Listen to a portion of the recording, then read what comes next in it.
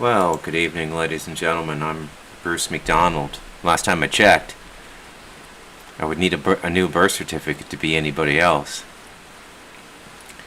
And it's 220759, 2208, which is 10:08 Central Time, which is the time of where I live, which is a little pueblo called Dos Ramas, which means two branches, in the Talamanca Mountains, about 7 kilometers up a dirt road, windy dirt road too. You can't go too fast, like maximum 20-25 kilometers an hour, and 15 kilometers an hour some stretches. You go up that road about 7 kilometers, you'll hit my house at the end of what we call civilization.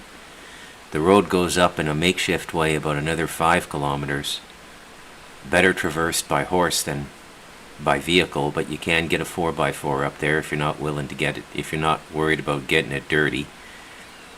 And if there hasn't been a heavy rainfall that has inflated the rivers to create passings you can't get past, you can get all the way up to the reserve. And then you're truly in the wilderness. And I've never been happier. Never been more content in my life. And tonight's podcast is called God Bless Us All. And I'm going to do a lot of free form in this podcast where I just talk about things that come to my mind based on what I've said in previous podcasts. And give myself a healthy dose of chastisement, because I deserve it too sometimes. So I want to begin with, the priest that Sean Ryan had on. I want to begin with the good Jews, the Torah Jews. And I want to say, God bless them. And I don't want to come off like some smart-ass know-it-all, right? I've been very fortunate to be given some very specific information in my life. I didn't do anything extraordinary to work for it.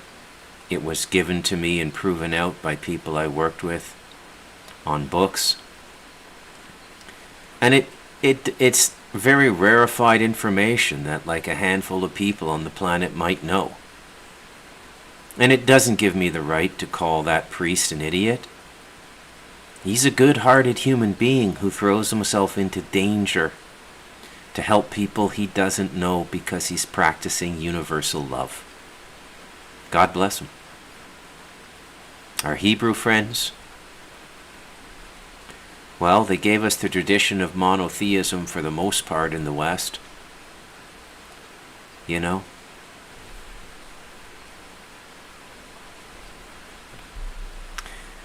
bless them. God being the source of all life and the sustainer. I'm just tired of fighting with people, man. It's really the intent that matters the most, in my opinion, what the person's intent is. My son taught me that. He's known it since he was about 12 years old. He just figured it out himself, meditating. Knowledge is important too, but that comes when you're ready for it. Okay? And most times really good knowledge comes to your life through grace. You divine it in meditation, it falls in your lap, something like that. Oftentimes it's achieved through intense training, like my friend Greg, the Teutonic shaman, remarkable human being. There is a truth about what's going on in this world, but I'm not sure it can ever be talked about in its literal fashion. At least not right now. Okay? Maybe after the aliens show up we can start talking about it, but the simple truth of the matter is that this is an alien colony. Every religion, philosophy, occult, black magic, white magic, everything on this planet was given to human beings by an extraterrestrial source. There you go. You heard it all. That doesn't mean that we don't have our own individual spiritual path back to the Creator. We do. Because what's inside these bodies is a living spirit. It's a soul. And it has the ability to go back and merge into creation, which is pure love, by the way. And that's a very important undertaking for anybody, and very worthy of your time. In fact, it may be the only worthy undertaking in the world, in a human life. Tonight I want to talk about what I love about life, about being a human being, and why it's still a remarkable enterprise, no matter how much they try to convince us it isn't, no matter how much they try to make us negative, hate each other, right? Tear us apart, polarize us. On hyperspeed now, with all the AI and the bots and all the shit going on social media. It's straight up psychological warfare, man. But you know what? There is something remarkably resilient about human beings. There is something in our basic design that I don't think the modifiers, the modifying engineers, and we've been modified, don't kid yourself, okay? Whatever this human form is, it is extrapolated from something that was naturally occurring on this planet and accelerated. And that's why we're so wide in our range of expression, from animalistic to the divine, because all of that's inside of us.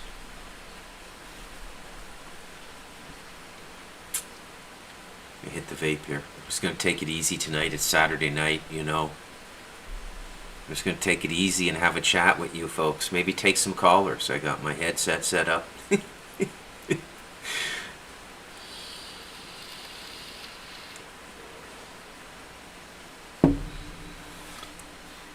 The case for God, or what I call God, which is the absolute limit of consciousness while in this body, the case for God is a simple one. And that is simply that it's all you're really here to do. Everything else is window dressing. Everything else is, you could say it's some kind of a debt.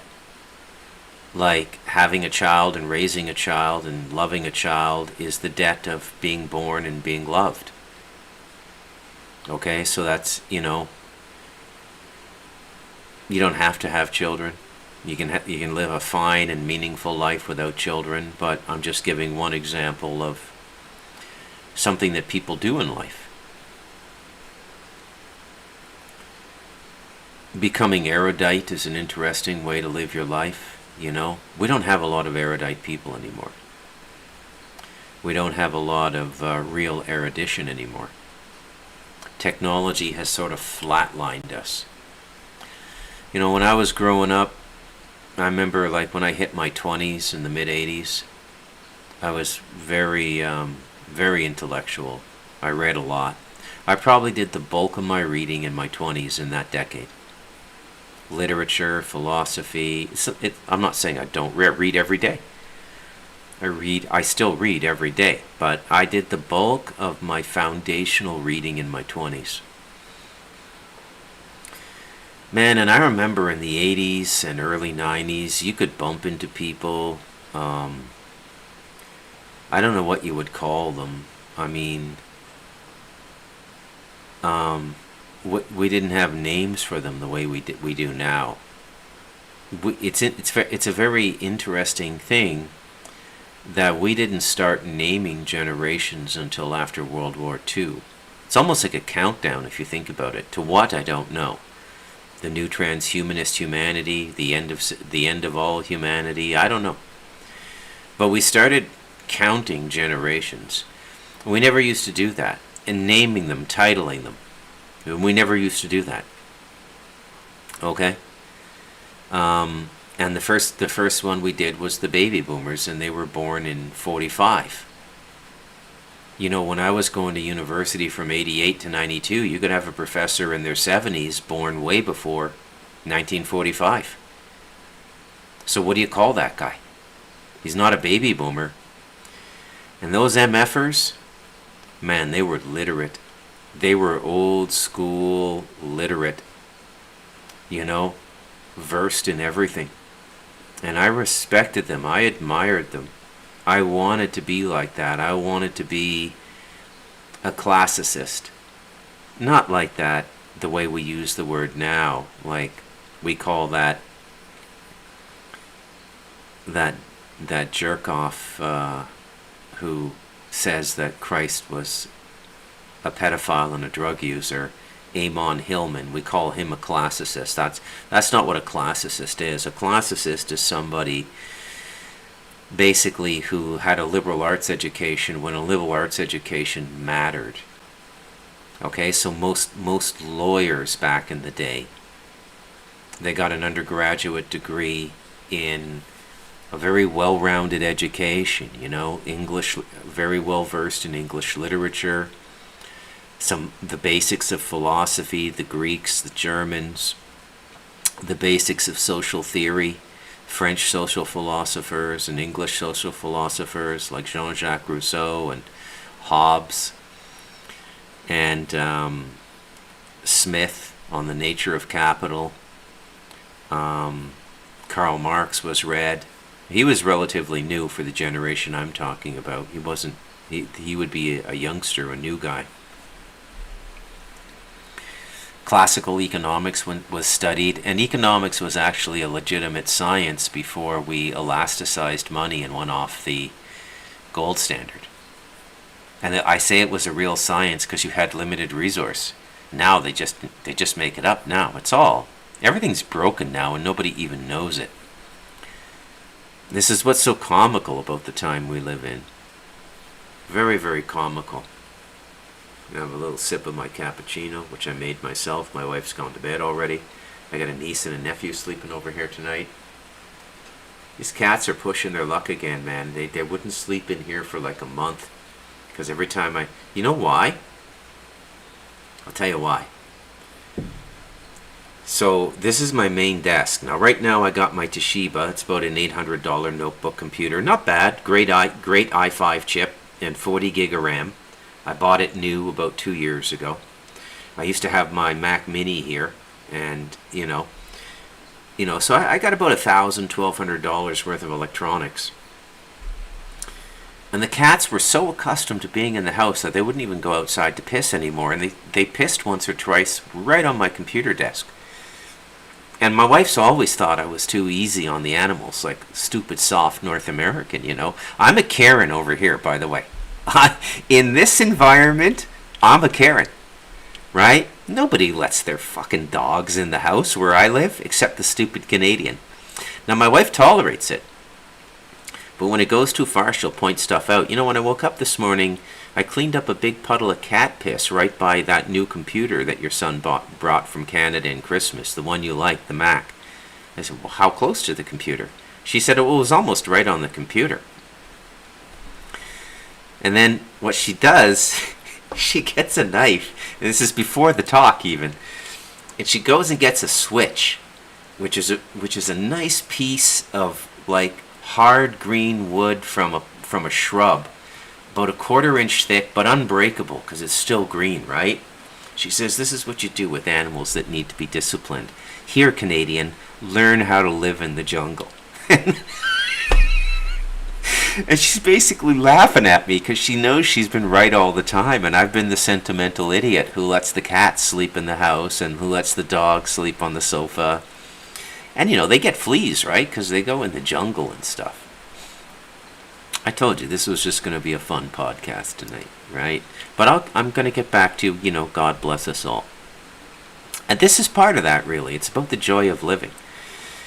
And so, boy, did I use that switch for about 3 weeks. The cats were terrified of me, man. They wouldn't come near me. And I stopped about 2 weeks ago. And I'd say they're about a week out from pissing on the computer desk again. So I got to get back into form here. So it's kind of funny, actually. The old softy, Bruce. You know, and your neighbors think you're crazy when you treat animals the way I do. I mean, they love animals here. Don't get me wrong. They absolutely love animals. But you don't. Before I got together with my wife, I had 2 pit bulls. Saul and Luna. The first Saul died. He was a beautiful dog. And Luna I gave to my mechanic as a guard dog because the 2 of them together were just a terror. And you can never have 2 pit bulls. I have two dogs now, but one is not a full-bred pit bull. And she's I can go for walks with her, and she'll go and greet the other dogs on the walking route. Whereas Saul, no way, man. I can't go on walks with him because he'll attack any other dog and try to kill it. But before I got together with my wife, I used to sleep with my dogs in the bed. And then when I got together with my wife as boyfriend and girlfriend, she would come. She lives, right across the bowl before she moved in with me. And she would come over in the morning and wake me up. And she would see the 2 dogs in my bed, and she'd go, "You can't do that." And I said, "What are you talking about? People do this all the time in North America, man." And she said, "Well, where do they live?" I said, "Anywhere, man. Toronto, Montreal." So she said, "Cities." I said, "Yeah." And she said, "Well, are these animals in the woods, in the jungle?" I said, "No." She said, "Well, when you live where we live and you have dogs, you can't sleep with them because your dogs aren't on leashes. They go off a kilometer on their own into the jungle. Stuff gets stuck in their fur. There's all kinds of stuff over here, and it's not healthy. Something bad could happen to you." And I thought, okay. And I stopped letting the dogs sleep in the bed. But that's what an idiot I was when I first came up here, right? I'm not much better now, to be honest with you. I'm not much better at all now. So, we're talking about love and the joy of living, and I just broke my rhythm there because I saw 2 of the cats, and they're going into my armoire over there, my clothes and towel armoire, to find a cubby hole to sleep in. And I can't have that, so I'll get the switch after this podcast and chase the cats out like Jesus, chasing the money changers out of the temple.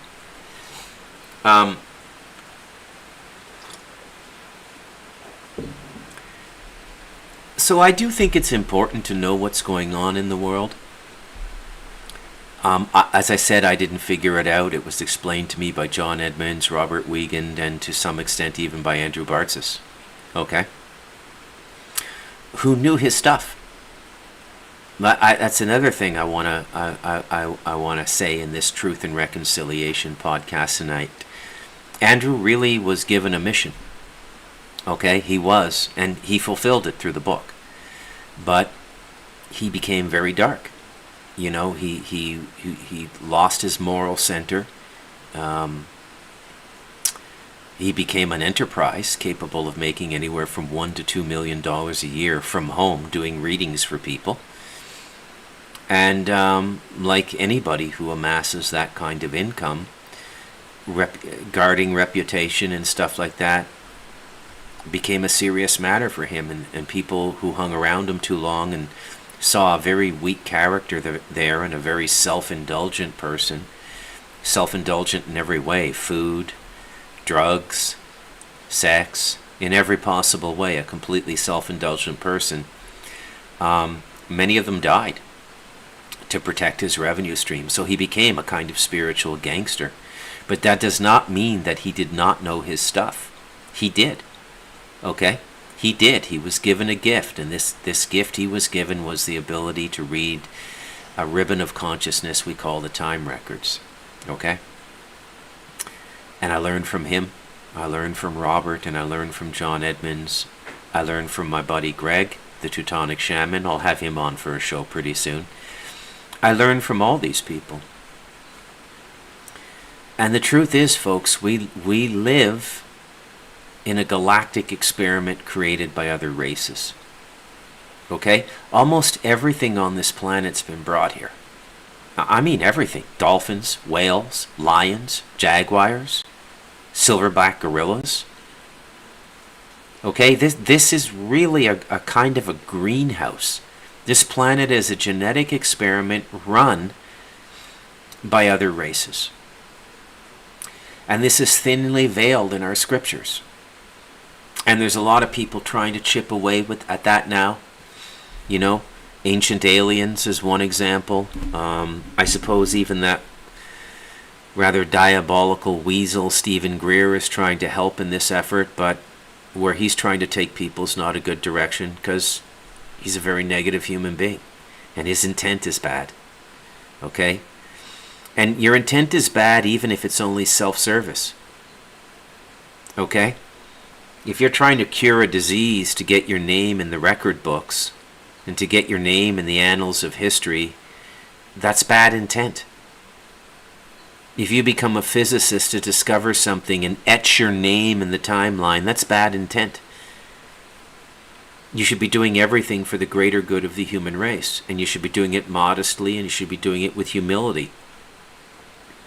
Which is why I chastise myself for the way I treated Father Rehill on the Sean Ryan podcast. That podcast is worth watching, okay?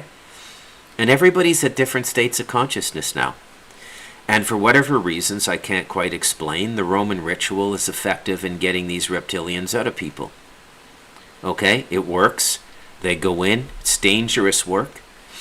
They have to maintain a good centered intent and they get the job done. So who am I to say he's an idiot? I'm just some asshole up on a mountain doing a podcast, being told how to live with domestic animals by his wife. That's who I am.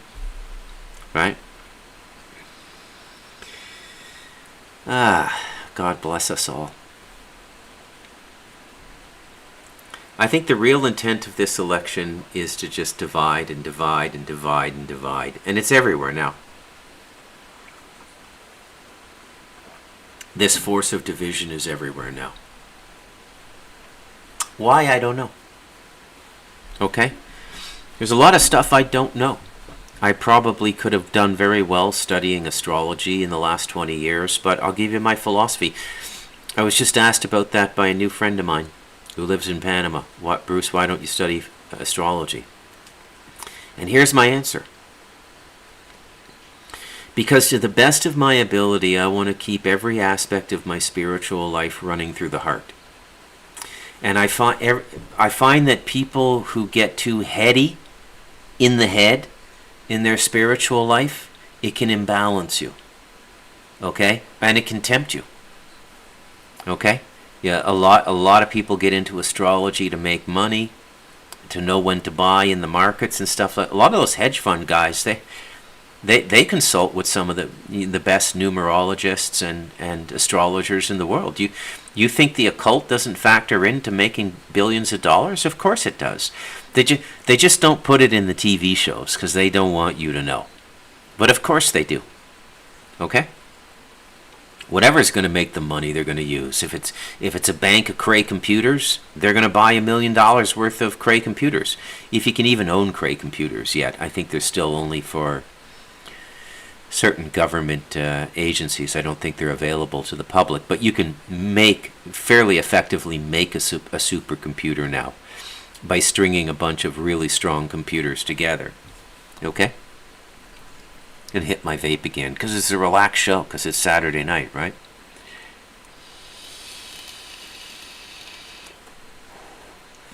I quit smoking tobacco about 2 years ago. Some people say, I love tobacco. I do miss it. I've been smoking. I got off of cigarettes in about 2008, quite a while ago. I was just, I don't know, all the chemicals in them and everything, but I didn't give up tobacco. I smoke cigars, which is just pure tobacco, right? And it's interesting that tobacco is making something of a comeback now. They're starting to say that, some nicotine in your bloodstream might not be such a bad thing in this post-vaccine world. Do you know that nicotine is one of the best things for dealing with nanotech in your body? There's a lot of stuff going on with nicotine, okay? So look for them to outlaw legal natural tobacco in the near future, right? And you kids and adults who like to smoke your reefer, who like a little bit of weed. It's not bad once in a while. I smoke it a few times a year, in social occasions. But I think I think they did to that what they did to tobacco. When they legalized weed, I think that they did to weed what R.J. Reynolds and the tobacco companies did to tobacco. I don't think it's the same healing, healthy plant it was when it just grew naturally, okay? That's just my feeling. I could be wrong. I'm just some guy talking off the top of his head on a Saturday night from an earthbag house in the rainforest just north of the equator. I know I don't know nothing. I'm just speculating on a hypothesis is all. That's from Miller's Crossing, by the way. My favorite movie. So God bless us all, right? Like, I wish well on everybody. The black magicians, the Satanists, everybody. Okay? And everybody gets their comeuppance. There's no escaping who and what you are in this world. It follows you forever. See, I don't believe in hell. I think one of the hells down here is redundancy. Repeat, it's Groundhog Day, man. It's like redoing the 8th grade 24 times. Right? And that's not to cycle out. That's just to learn one lesson to go on to a new set of spiritual lessons to eventually cycle out. Okay? So I think one of the big torments down here is repetition, rinse and repeat, rinse and repeat, rinse and repeat. And it produces a sort of soul fatigue after a while. And that soul fatigue, it'll wake you up. And there are hell regions, as I said, and you can go to them in between lives. And they're horrible. They're horrible. I've heard from what I consider to be a reliable source, a very advanced meditator who's visited other realms, that 1 minute in hell is about, it feels like a month on the earth. Okay, so if you were to just get like an hour in hell, that's 60 months. That's like a 5-year sentence right there, right? That's amazing. And when you look at these near-death experiences, you see how time goes away, right? Like the universe and this multidimensional construct we live in can do a lot of things. It's like a big magic box. It's got all these little rooms, all these little dimensions, all these little places it can put bad people, bad boys, and bad girls. Right? It's all done with love. Okay? But this environment is you buy what you break. You break it, you bought it. There's no excuses down here. You think there's no liberalism in the spiritual construct. Okay? There's no forgiveness for what you did. Some of you might not like to hear that. Contradicts what you've been taught by your religious teachers. You can't go to a priest and go to confession and be forgiven for what you did. You can't undo what you did. It's been written into the timeline. Okay? You can't kill a chicken or a goat in a magical temple and atone for your sins. Are you crazy? What kind of a God would allow, So what is forgiveness and what is an atonement? And how does it differ from karma?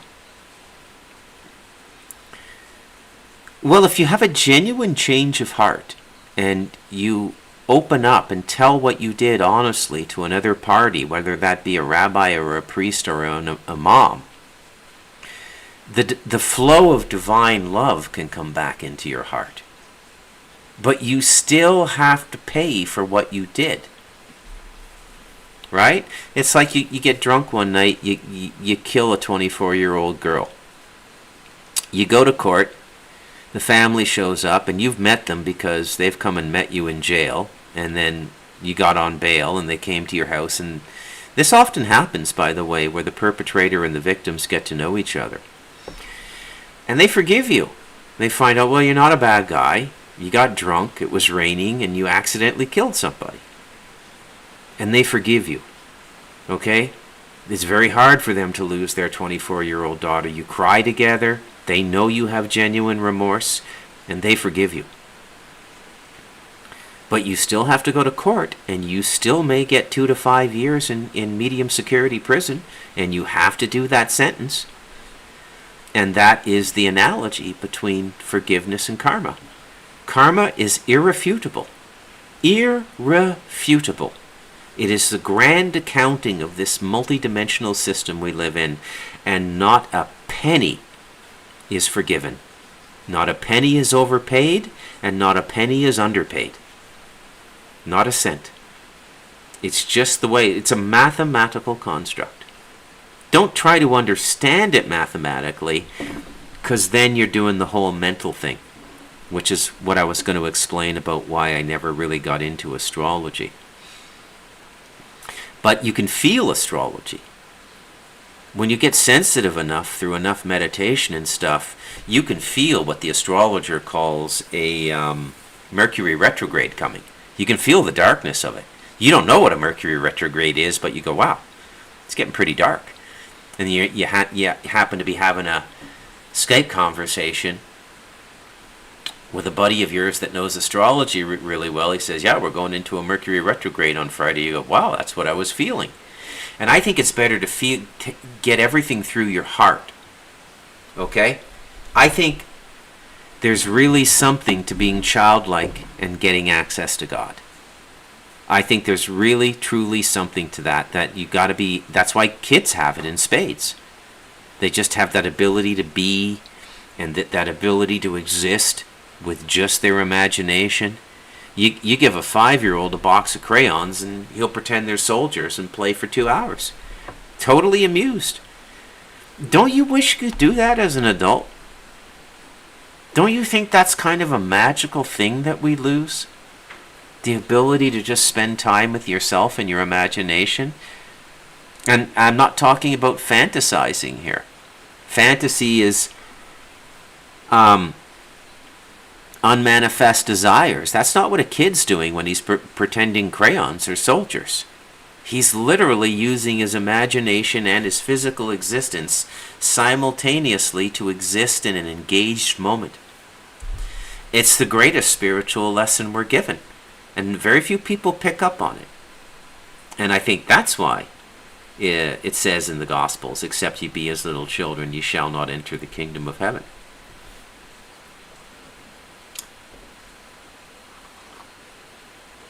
It's hard to believe sometimes I'm the same guy that writes books about human sacrifice and dark rituals and interviews people like Corinne Hustebot and Kat. Has friends like this that I talk to all the time. I talk to Kat 2-3 times a month. You know, most people would be afraid to have a friend like that. She's so dark. Don't bother me at all. You know why? Because she's looking for love like everybody else. Everybody. God bless us all. That's the theme tonight. You know, God bless us all. Where do I want to go next? Let me have a puff on my vape and a sip on my cappuccino, and I'll come up with a direction. But don't rush me. Do not rush me. Okay? Hey man, those Blue Yeti microphones have left Miami. They're on their way to Costa Rica. I can hardly wait for the Blue Yeti microphones. I'm going to do an audio book of The Devil in Us, and I think I'm going to take all my audiobooks like Stardust Ranch and Light of Darkness and The Devil in Us, and I think I'm just going to throw them up on a Google folder that's password protected. And I think I'm just going to open it up to you guys like a lending library and just, look, if you want to borrow an audiobook, man. If you don't have any money, don't pay me. If all you got is $1, send me $1 by PayPal. Okay? If you're a high roller or you're a real estate magnate or something, send me $20 a book. Thank you very much. And I'm gonna do my buddy Greg's book, which is, I haven't read it yet. I've been afraid to read it. I know that this book is going to take a lot of concentration, and it's going to take about 3 days of my undivided attention. And that's why I'm just dawdling on reading it. I have one video with Greg up on YouTube here. He's the Teutonic Shaman. Fascinating guy. Absolutely fascinating. Also, the fourth person in a row who has confirmed this idea that this is an extraterrestrial hothouse. Okay? Doesn't mean that you don't have spiritual purpose, or that doesn't mean that the extraterrestrials are better than you. They're not better than us. Okay? We're all the same thing. We're all immortal spiritual beings. It's just the limitations of this form, the human form. Right? And but we're starting to learn to do a lot with this human form, aren't we? There's a lot to be done with this human form. Look at what the yogis can do with it. Look at what the shamans can do with it. Right? There's a lot to be done with this human form.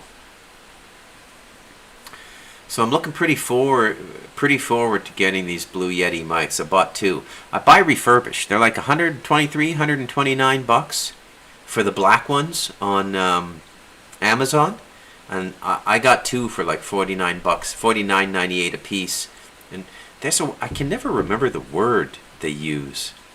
It's not refurbished because they were never broken. It'll come to me. But it starts with an R and an E. I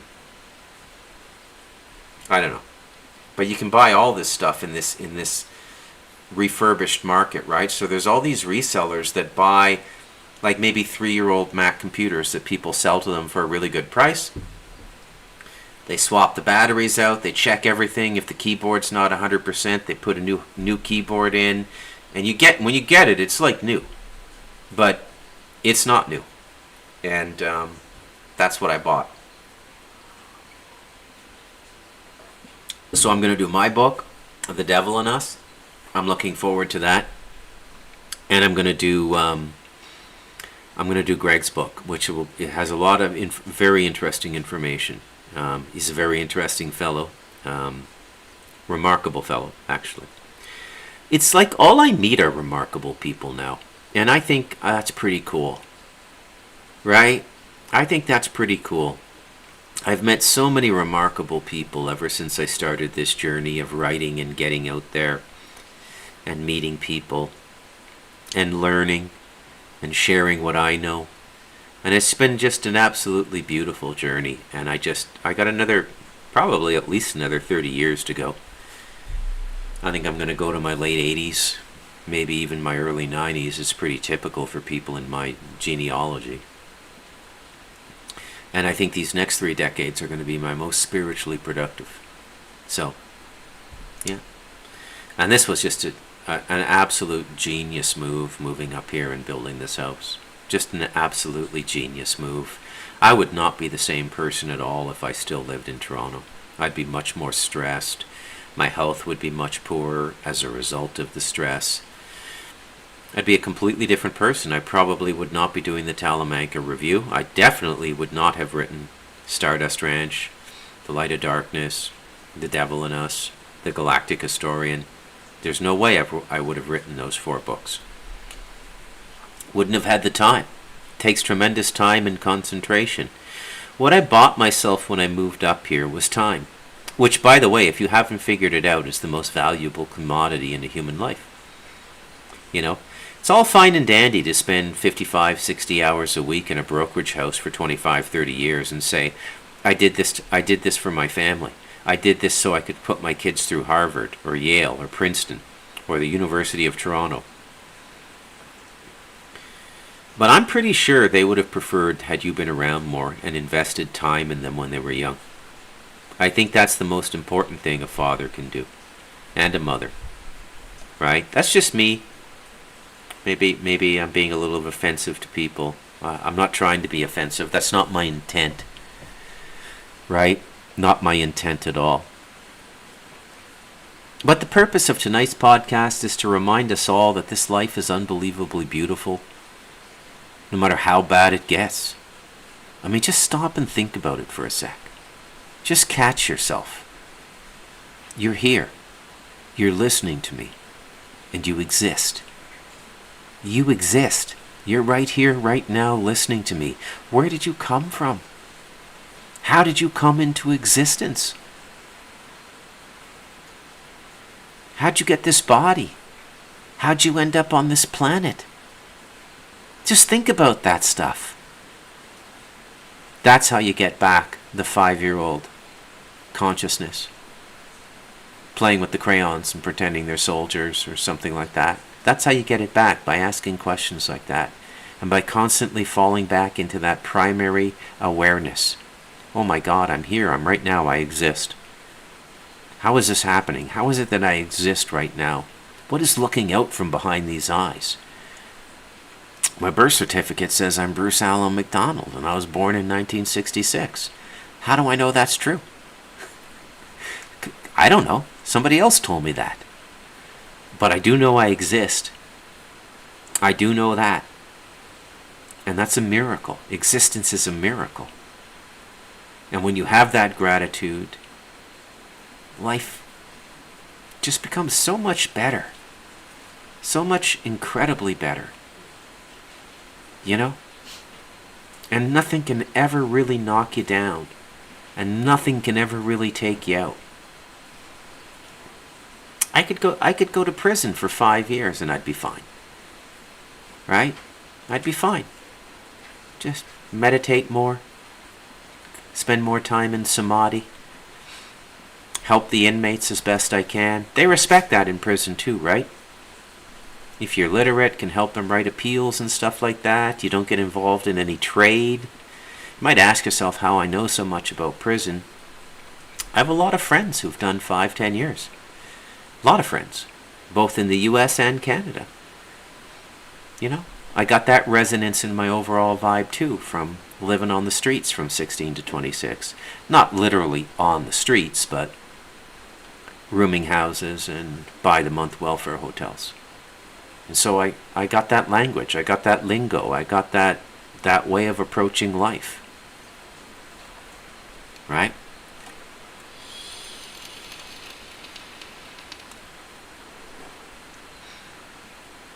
No matter what happens, you're going to be fine.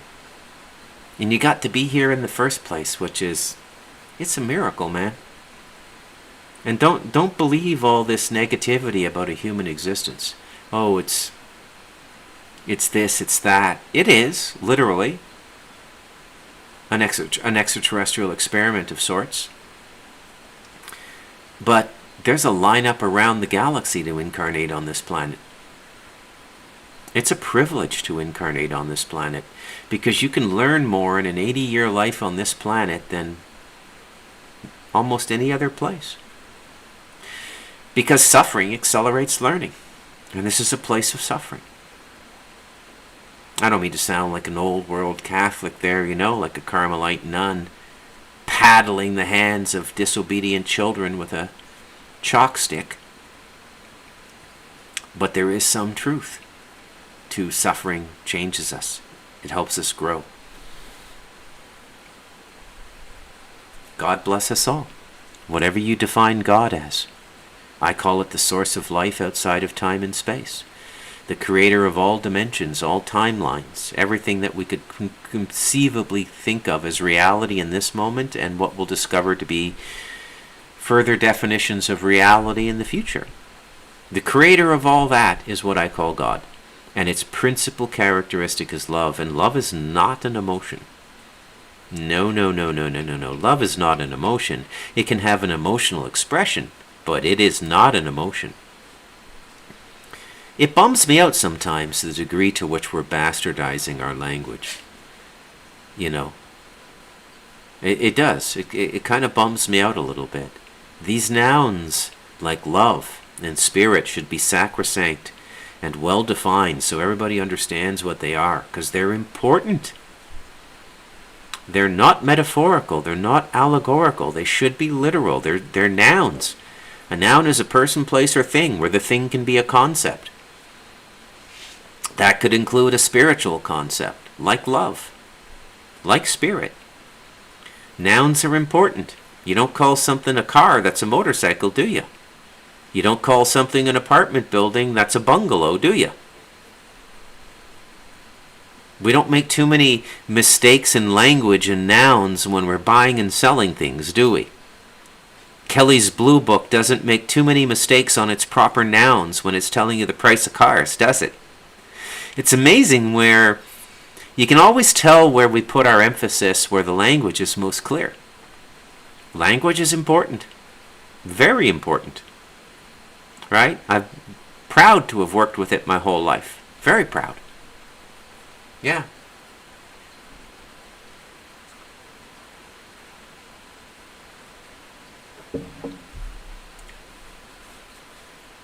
Got my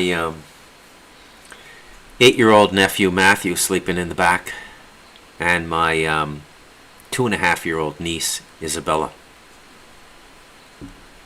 And they're just a delight to have around. Teal Brew, Uncle Bruce, Teal Brew. Pizza. That's pizza.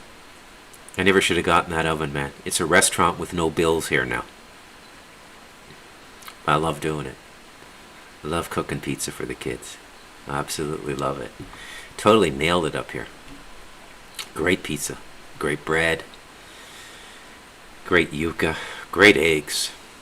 Great eggs. It's pretty good meat too. If you're a meat eater, I'm not. But it's good, really good clean meat over here. Right? You guys can come. Anybody listening to me wants to come spend a couple of weeks with me, the most I might ask is that you buy a fridge of groceries that you're going to eat too. But you can stay, live in Costa Rica for 3 weeks, right? Ask me anything you want. If you want to learn to meditate, if you want to meditate together, we can do that. Go camping in the rainforest. Go camping on the reserve. Take the Mitsubishi Montero down to the beach. Get an Airbnb, hang out there for 2-3 days. Swim in the warm Caribbean waters of the Atlantic. Beautiful. It's like gorgeous down here, man.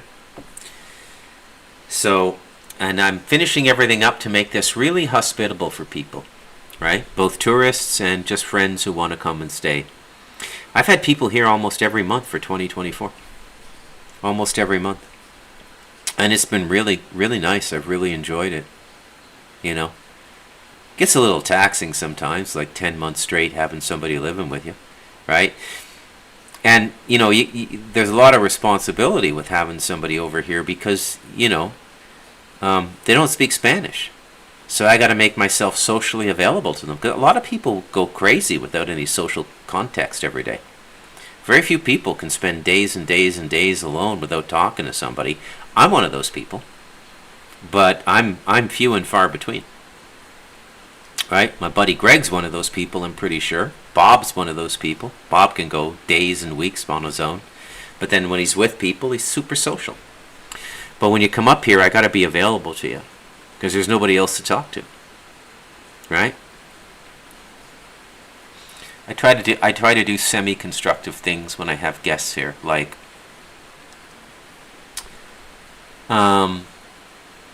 if we're going to watch a movie, we'll pick something from the 100 best movies list from the Internet Movie Database. Bob and I were doing that. The best one we saw was The Seven Samurai by Akira Kurosawa, 1955. 4-hour movie.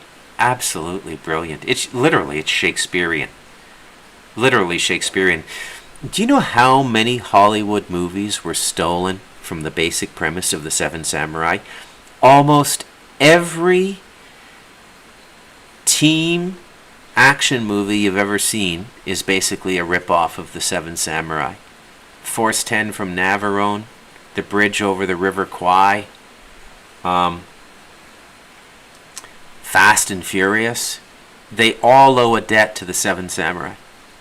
The Magnificent Seven was literally an American remake of The Seven Samurai, where the samurai were substituted for cowboys, and they had to fight off Mexican bandits to protect a village. In The Seven Samurai, I forget what dynasty it's in, but it's set about in the 1800s, mid-1800s, and this town is being ravaged by bandits who pass through every year and steal half their rice and grain. And this one year, they can't afford to lose their grain, and so they go out and hire 7 samurai to defend them. And it's a suicide mission because there's like 100 bandits. And I'll say no more. If you ever get a chance to watch it, watch it. Now, God bless us all, man. This life is so beautiful. Such a privilege to be alive. Such a privilege to be loved. Such a privilege to have people to love. I don't know how I get into these moods. I think they're just an affectation of meditation and prayer. But there are days I'm just overwhelmed by a spirit of gratitude, presence, being, and gratitude. I don't share that enough on my podcast. I'm always going on about...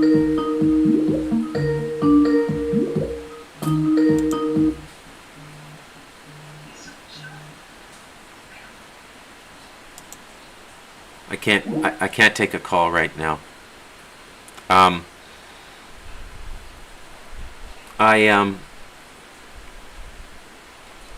don't always share this on my podcast, right? I'm always talking about those stupid Catholics or those wicked Jews or... and it's just... Like I said, everybody's just playing a role, right? The whole thing is a cosmic game. When you start to really gain consciousness, you grow out of culture as well. You're no longer a Scottish Catholic like I was born. You're no longer a Brooklyn Jew. You grow out of it. And that's the only hope this human race has, is that we grow out of these things. And soon. Because they will kill us.